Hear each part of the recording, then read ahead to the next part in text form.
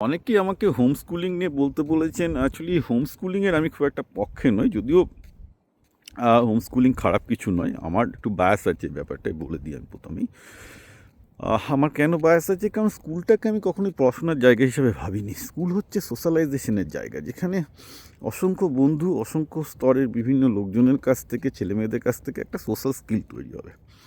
দেখুন, পড়াশোনা frankly speaking যদি শেখার প্রশ্ন আসে, এটা আমি জীবন জীবিকা বইতেও লিখেছি।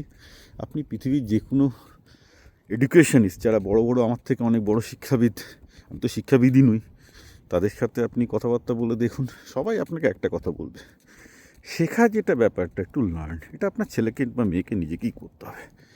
শেখার ব্যাপারটা ভীষণ পার্সোনাল। কোনো শিক্ষক যদি শিখিয়ে দেবে ভাবেন ভুল করছেন, স্কুল শেখাবেন ভাবছেন ভুল করছেন।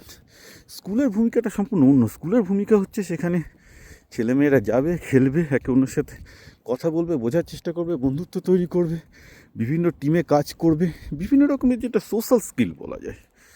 অর্থাৎ পড়াশোনার বাইরেও যে স্কিলগুলো আছে, সেই স্কিলগুলোর জন্য কিন্তু স্কুল অদ্বিতীয়। তো নিউজে থেকে এখন ভারতে আপনি ডেফিনেটলি করতেই পারেন, হোম স্কুলিংয়ে কোনো সমস্যা নেই।